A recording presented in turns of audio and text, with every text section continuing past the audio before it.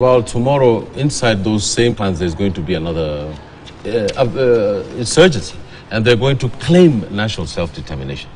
And the question of self-determination itself, I saw Dr. Kagwanja say that Congo had its First World War.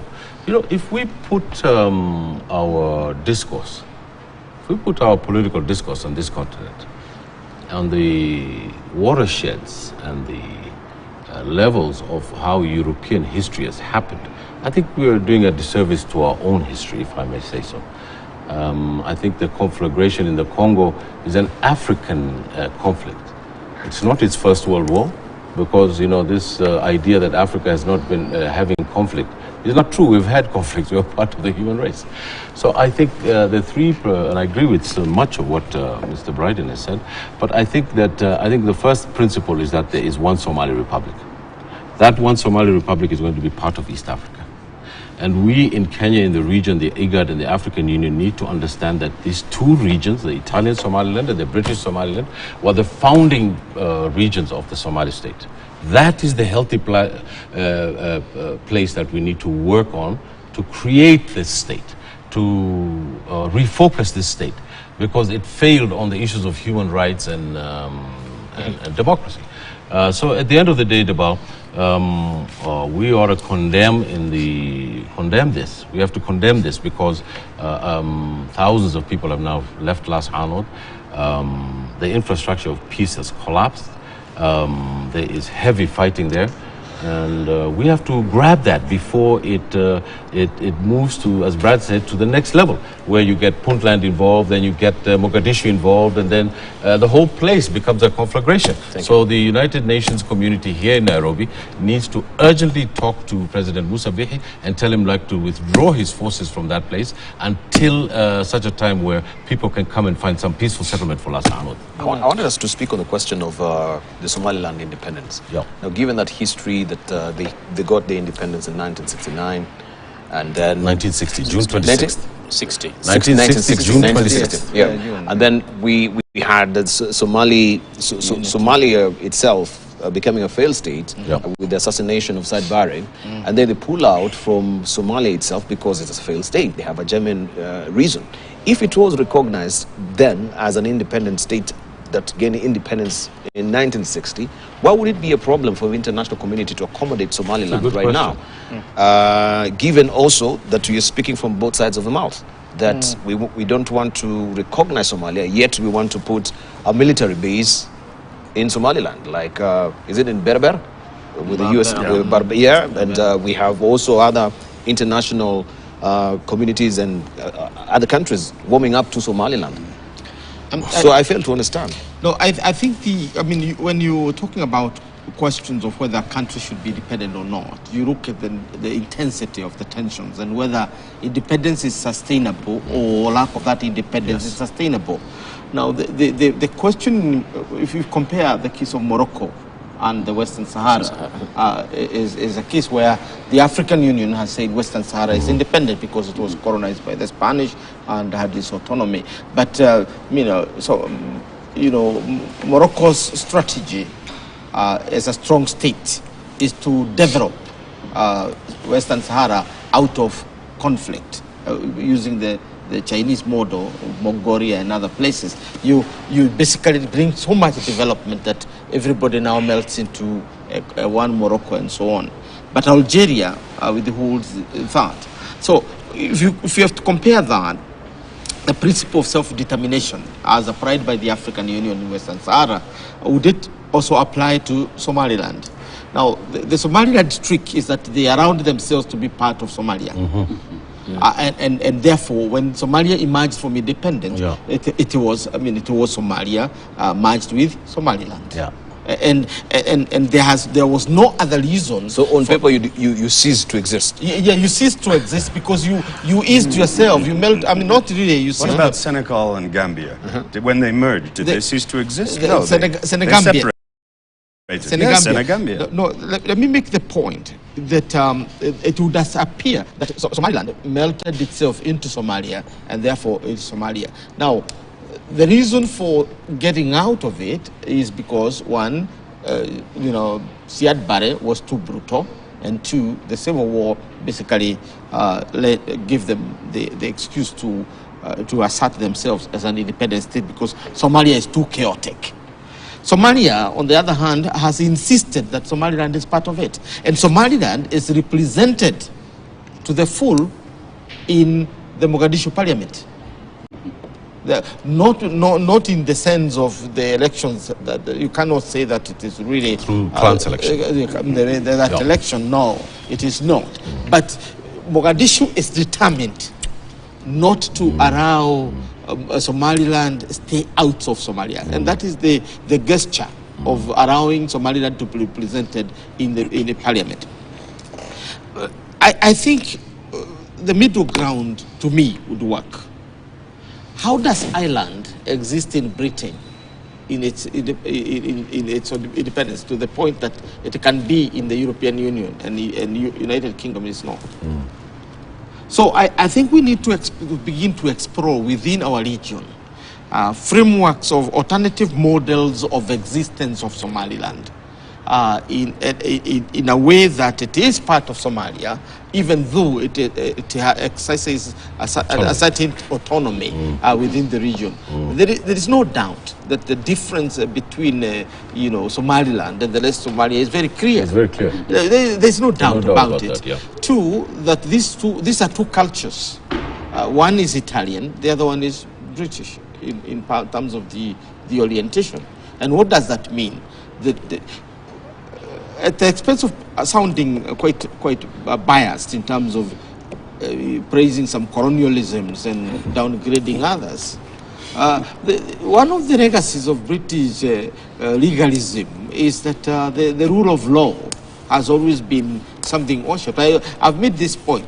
Daniel Moi really was one of the major dictators, well-known dictators in this region. But he was a dictator with the law.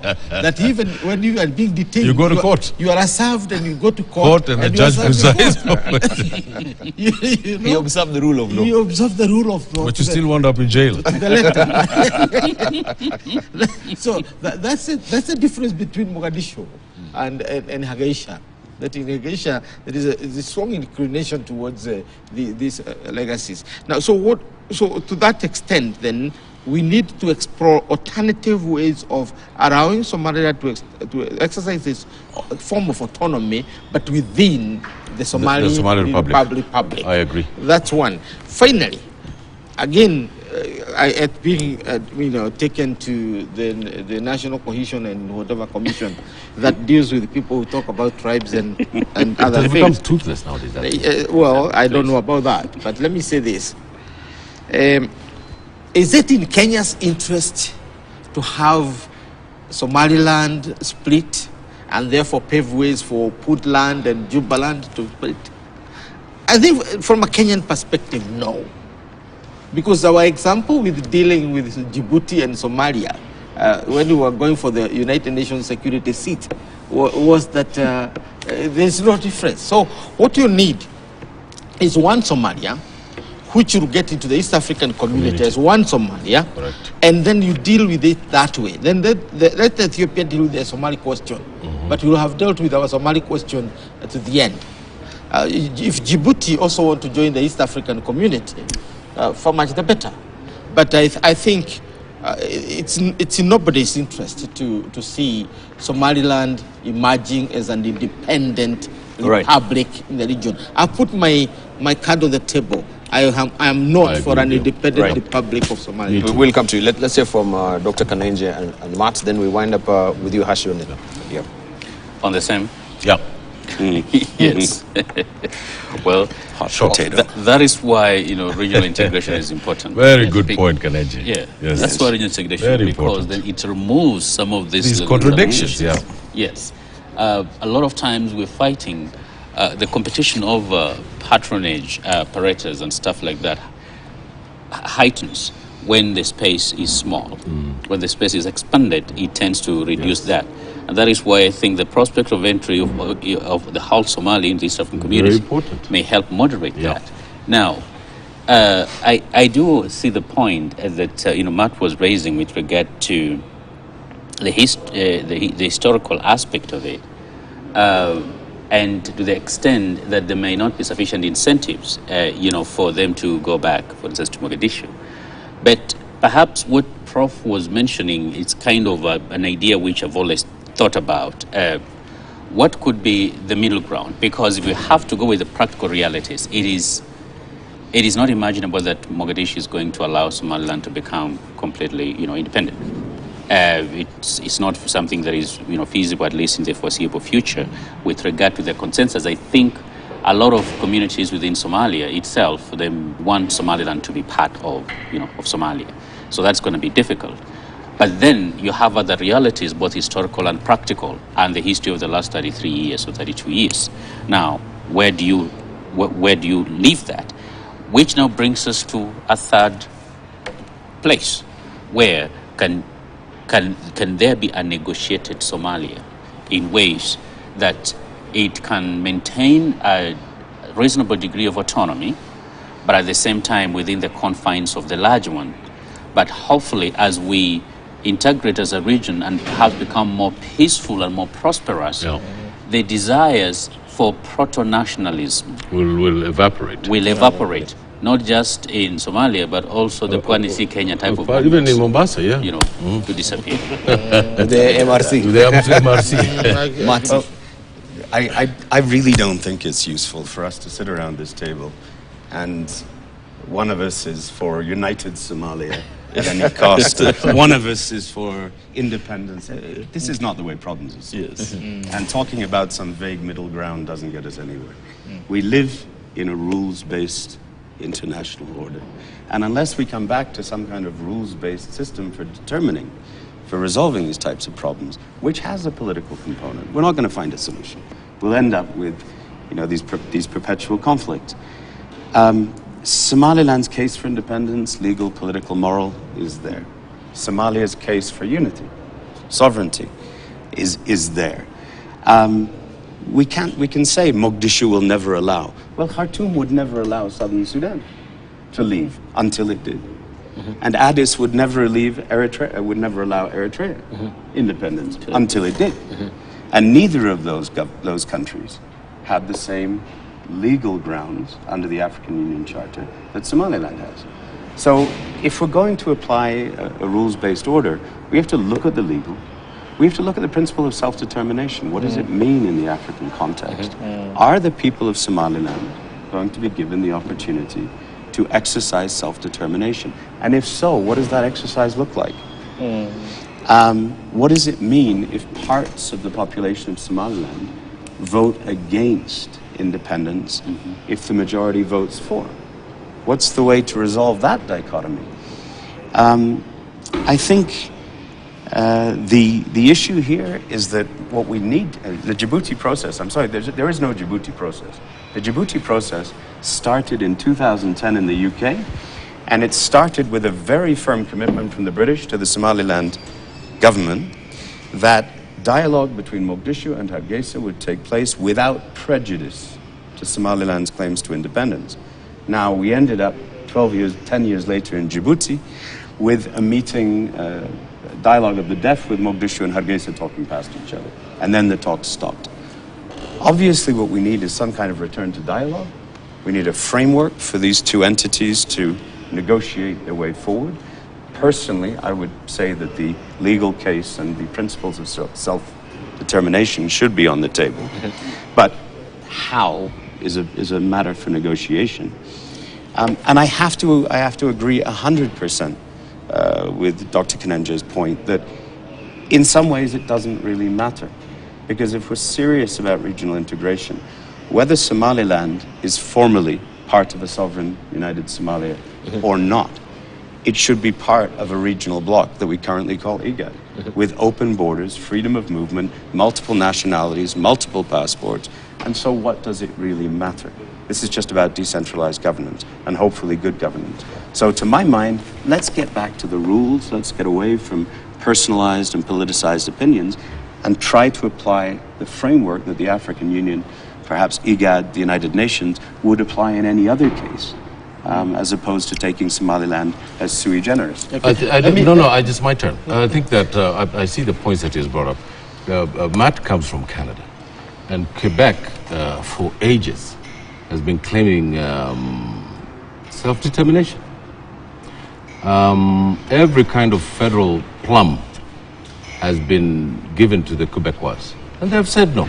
And every time they elect a bloc Quebecois to go into parliament.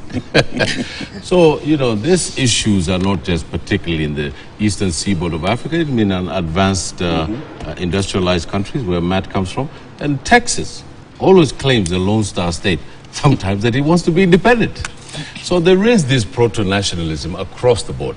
But as a question of rules-based in the political economy of Africa, I mean, there is this huge gap that emerges because questions about self-determinations are not only rules-based, they are, to a certain extent, rules-based, they must be, but they're extremely political, they're extremely primordial, they're extremely anthropological. My friend here wants Muranga to be independent because Mauritius has got 1.2 million people. Anybody can apply the rules-based system and declare independence. But as far as the history of this continent is concerned, and as far as the history of this region is concerned, and I apologize to my viewers, my throat is not helping me today. I think that it's sui generis and very clear that the Somalis are one people, share the same religion, faith, and culture and language. So basically, they're a homogeneous society. We're a multicultural society, about 45 different. So the issue in Somalia is lineage segmentation, which the dictatorship used adroitly to divide that country in such stupendous ways that they haven't recovered from today. The cost that, for example, and Matt is right in saying that the SNM and the people in the north paid was huge. And that hangs over the human rights crimes that were committed there, hangs deeply on their consciousness. But I think that the reality, and here's where I agree with Matt, is that the rules-based system needs to come into play when it makes things stable. Thank you. Not when it disrupts society. Right. I think we need to bring it to a close briefly with you, Professor Kagwanja, so that we can move on to other issues as well. Yes, I would go with what Dr. Kanenje was saying. That for the integration. Well, this is not a new idea. Kwame Nkrumah, in his book Africa Must Unite, said if we don't integrate organically as a continent, we are going to perish because we're going to fight over these borders which were inherited from colonialism and we perish. That was his view. Yeah. But that said, for the time being, I think we need to seriously explore this alternative model of Somali unity. I know Matt and I have had this debate within the International Crisis Group over the same. I would read his reports and I would get very angry at times. About unity and all in the floor.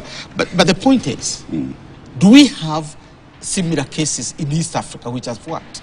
Zanzibar is a totally different country from Zanzibar. From Tanzania. In fact, Zanzibar existed before Tanzania. True. Tanzania came long after Zanzibar. And today, we are having a president in Tanzania who is from Zanzibar. We have had, this is the second, it's not the first.